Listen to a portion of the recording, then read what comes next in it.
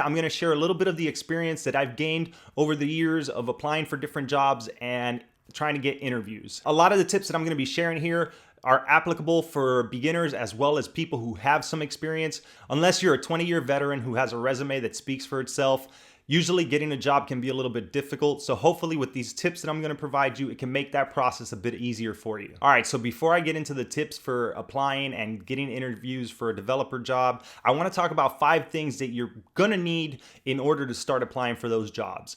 And the first thing I'm going to mention is going to be a GitHub or a GitLab account. I think that this should be one of the first things that most developers set up. It's a great way to house all your projects and to be able to show an employer everything that you've been doing and been working on. The next thing is going to be a portfolio. Every developer is going to need a portfolio to be able to display that work that they've been committing to GitHub and to be able to show all the projects that they've worked on. The next thing that I'm going to add after that is going to be projects. You're going to want to have a few projects that you've built completely on your own. If you're an experienced developer, this probably isn't going to be a problem for you. I'm sure that you probably have a lot of side projects that you've worked on that you can probably add to your portfolio to show off for a potential job. But if you're inexperienced, you're going to want to make sure that you have at least 3 good projects on your portfolio that you can talk about during a job interview, and try to make sure that these are projects that you've built 100% on your own. Try not to just take tutorials that you've built and put them on your portfolio. That's okay if you're just getting started,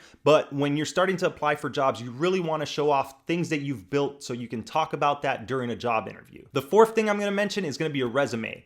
Obviously, if you're applying for jobs and you're trying to get job interviews, you're going to need a resume. You're going to want to show an employer all your work experience, your capabilities, and your education. I'm going to get into some more tips for your resume later in this video, but make sure that you have your resume ready to go if you're looking to apply for jobs. The last thing I'm going to mention is going to be a LinkedIn account.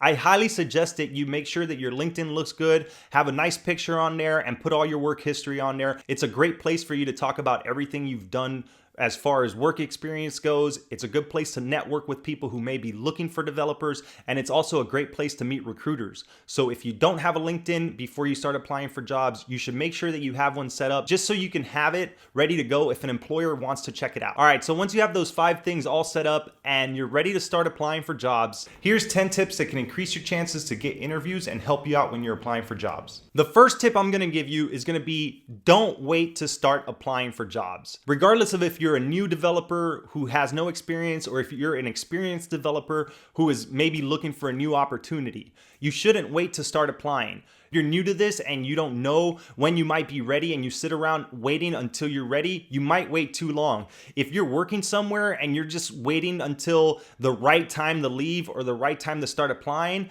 you might be waiting too long as well. Applying for jobs can take a while. When I was applying and interviewing for my second role, it took me about 3 to 4 months to land the job. And I was applying frequently and I had a bunch of different interviews. I had a lot of rejections and I had a lot of multiple interviews for different companies. So just keep that in mind. And like I said, this applies for beginners and this applies for experienced developers as well. Don't sit around waiting to apply because it's just gonna make the process that much longer for you. And the more you apply for jobs, the better you get at it and the more possibilities you have of getting interviews, which will also give you experience and practice interviewing. So when you do come across that dream job, you can nail it and not have to be nervous because now you've had a few interviews and you're comfortable talking to people who might be interested in hiring you. All right, so adding on to what I just said in the first tip, I'm gonna move on into tip number 2.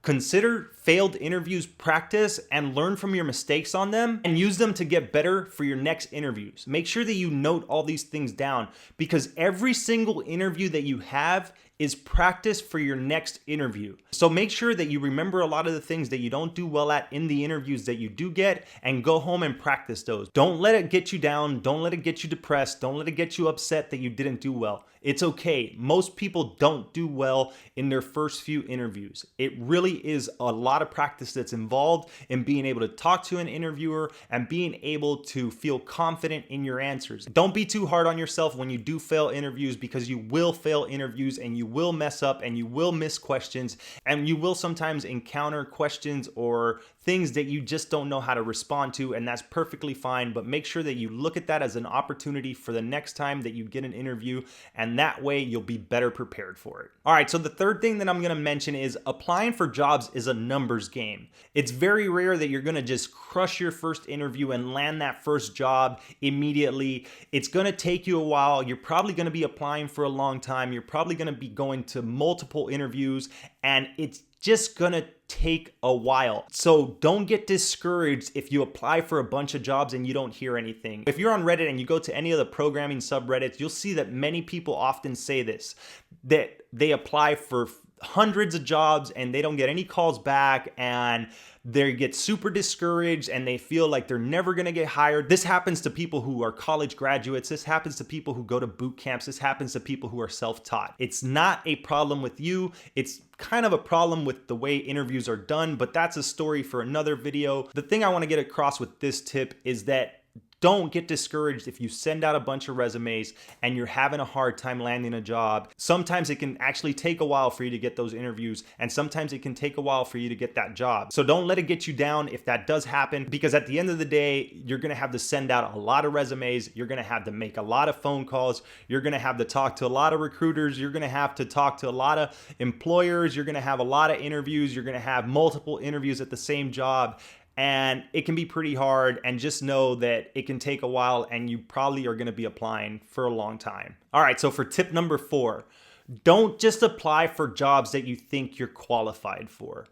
When you have no experience, this can be pretty hard because most of the time you're gonna look for junior developer jobs, and those are almost non-existent. So that makes it pretty tough when you have 0 experience and every job wants you to have 2 to 3 to 5 years experience. And even if you have experience and you start looking for jobs, you might feel like, oh, all the jobs that I want are all senior level jobs and they want 5 years experience and I only have 2. If you have no experience, you can apply for jobs that are asking for 2 or 3 years of experience. Just make sure that it's tech that you know and understand, that you've worked in, that you've built projects in. And if you do have experience and you know that stack very well and you've been working in it for a while, and if they're asking for a ridiculous amount of experience for a mid-level engineer and you've only got a few years under your belt, go ahead and apply for that. Because the truth is, most of the time, those job descriptions are wish list. And honestly, a lot of the times, employers will settle for good enough. They want someone with 5 to 10 years of experience. But if they're not getting anyone with 5 or 10 years of experience and you come in with 2 or 3 years of experience in the exact stack that they're looking for, you could get that job. I've seen it happen many a times. At my first job, when I was helping out with the interview process, we were asking for different ranges of experience, and many of the times we had to go with people who were less experienced because we weren't getting people with the amount of experience that we wanted. So don't be discouraged by what a job description says, and don't feel like you can only apply for jobs that are exact matches to your qualifications. Go a little bit outside of your level. It's okay, it's expected. The worst that can happen is you don't hear anything back, but you could potentially get a phone call if you match up enough for that job, and maybe you can nail that interview and land that job, not having the experience or all the things that were checked off on the job description. So just keep that in mind. So for this 5th one, I'm gonna break this down into a few subcategories for resumes.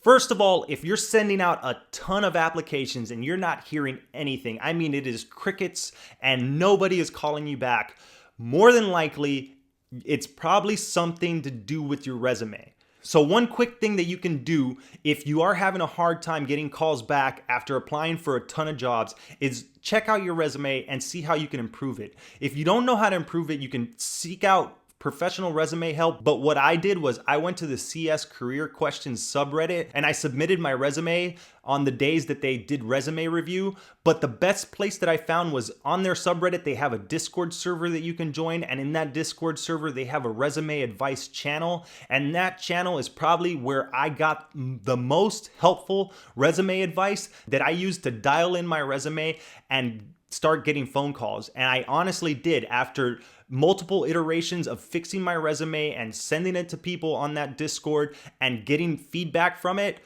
I was able to start getting interviews. So if you're having a hard time getting interviews, it's probably your resume that needs some cleaning up, and you need to get that looked at right away before you continue to apply. All right, so a few more things on resumes. Resumes are likely to get scanned by a computer first before they even reach human eyes. So make sure that you have your resumes keyword optimized, so when they go through keyword scanners, that all those buzzwords that they ask for in those job descriptions get hit. So make sure that your resume is readable for a computer as well as for a human. The next thing I want to mention about resumes is cut out the fluff. Hiring managers don't care about your hobbies. They don't care what your pet's name is. They don't care if you like sushi and long walks on the beach. They want to know what you're capable of. They want to know what you've done and what you bring to the table and how you can help make their company better and solve the problems that they have. So cut out all the fluff that's in your resume. People don't want to read that. It can potentially hurt you if employers have to skim through your resume to get through all the fluff in order to know what you're capable of and what you bring to the table. All right, the next resume thing, and this one sounds rough and it can be a little bit time consuming,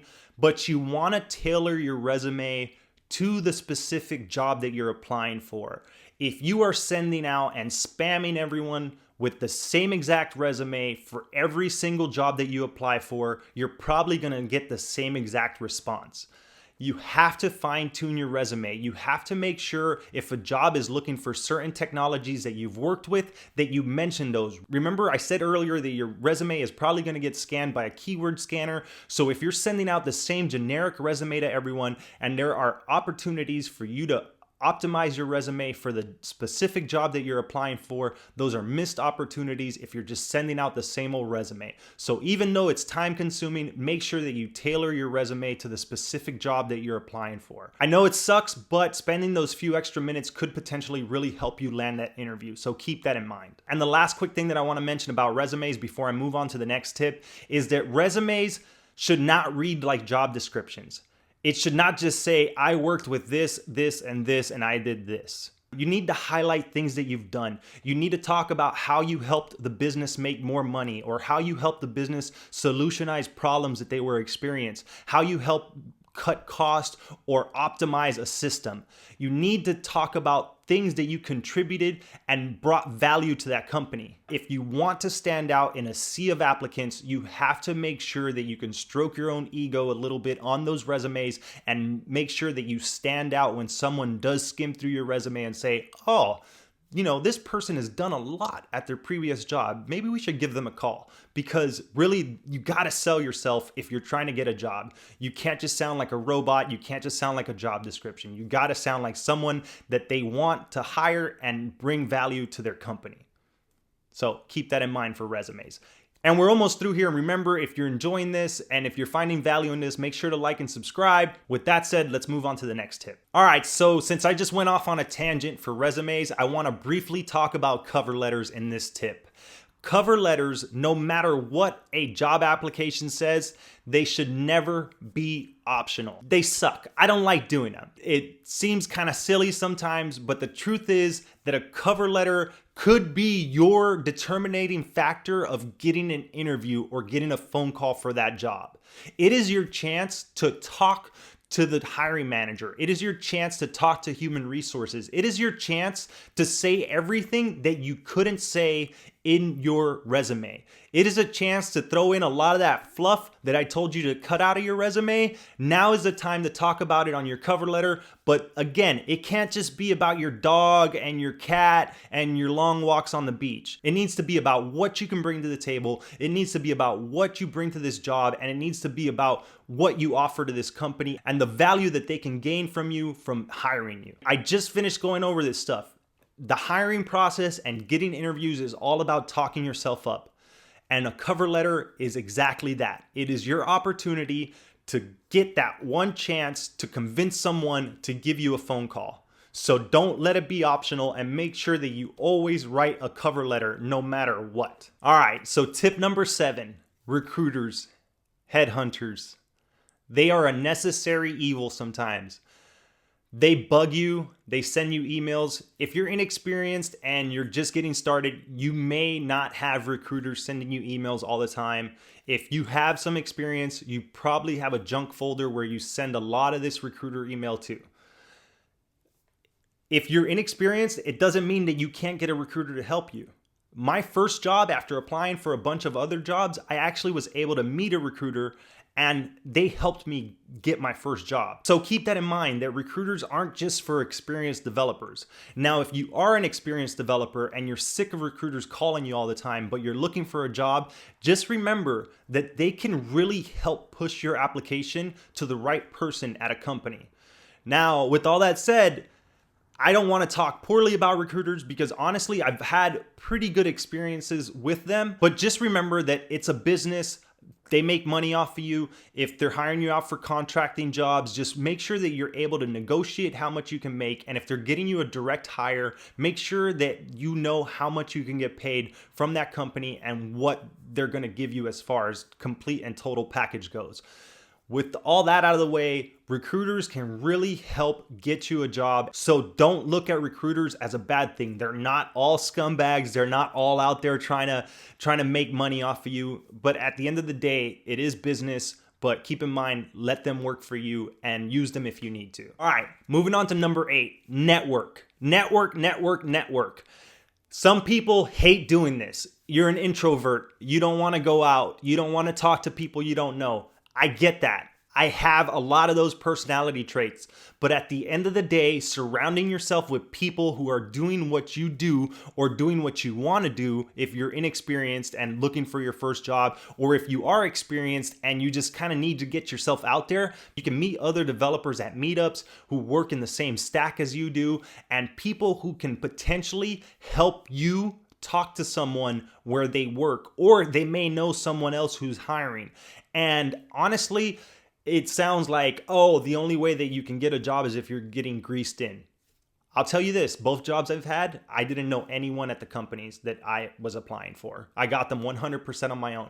But I did get quite a few interviews from networking, and the recruiter that got me my first job, I met at a meetup. Had I not been there that day, had that recruiter not been there that day, I probably wouldn't have gotten my first job in the way that I did. But going to that meetup and networking with other developers because I was learning how to code and trying to get myself out there helped me out a ton, and it helped me meet the recruiter that ended up getting me my first job. So keep that in mind and don't be scared to network. Even if you don't want to, it can be very beneficial for you, and it's good to just have human contact. We sit at computers all day and in front of a screen all day, and it's kind of nice to just talk to other human beings that are interested in what you're interested in. So even if you don't get a job from it, maybe you'll make a friend or two. All right, so for tip number 9, I want to talk a little bit more about social media. I mentioned LinkedIn earlier in this video and how it's pretty much necessary if you're looking for jobs, but I also want to talk about Twitter, YouTube, Instagram, and anywhere else that you can show off what you're capable of. Nowadays, social media is huge. Tech Twitter is huge. Instagram is an amazing place if you're a designer or if you're a developer to talk about things that you've made and show them off. Twitter as well. YouTube. I wish I would have created a YouTube channel when I first started learning how to code and just kind of tracked everything I was doing and kind of show what I was learning. And I've heard that a lot of people actually get jobs from social media because of them showing off what they're capable of or showing their journey and showing what they've learned. So please keep those things in mind. It may sound silly and it may seem like, oh, I don't want to do those things, because that's how I was when I first got started. I didn't like Twitter. I was not a big social media person. And now that I have a YouTube channel and now that I'm kind of pursuing those avenues for different possibilities, I see the value that they have, and I see how much they can help my career, and I see how much they could have helped me early on. So that's going to be tip number 9. Don't neglect social media because it can help you get a job if that's what you're trying to do with it. All right, so for my last and final tip, don't stop applying for jobs. Don't get discouraged. If you're just learning and you feel like you're never going to get that first job, if I could do it in my 30s, with a GED and a 9th grade education and no experience in tech whatsoever, anyone can do it. If you're at a job right now and you've been there for 10 years and you feel like you're a dinosaur and you are not up on the new technologies and you're just pretty much going to die and wither away at your current developer job because nobody wants to hire you in the stack that you're experienced in, Don't get discouraged. Work on some side projects and some newer tech. It's gonna be hard. It's gonna be difficult. You're gonna be applying a bunch. I mentioned it throughout this video. The application process for software developer jobs is grueling, it's intense, it's difficult, and it's discouraging. There will be times that you're gonna feel down in the dumps because you're not getting those calls. Think about a lot of the tips that I gave you in this video. Think about how they can help you improve your resume, talk to recruiters, go network with people, work on some of those side projects, and just try to make yourself better and more marketable so when that dream job comes along, you just nail it and you crush it and you get the job that you want, not the job that you need. And that is a great feeling. I was able to do it for my second job. And I hope that with these tips that I gave you in this video, you can do it as well for your first job, your second job, or your fifth developer job. Whichever job you're applying for, I hope that these tips helped you out. I hope that you found some value in this video. Thanks for watching, and we'll see you next time.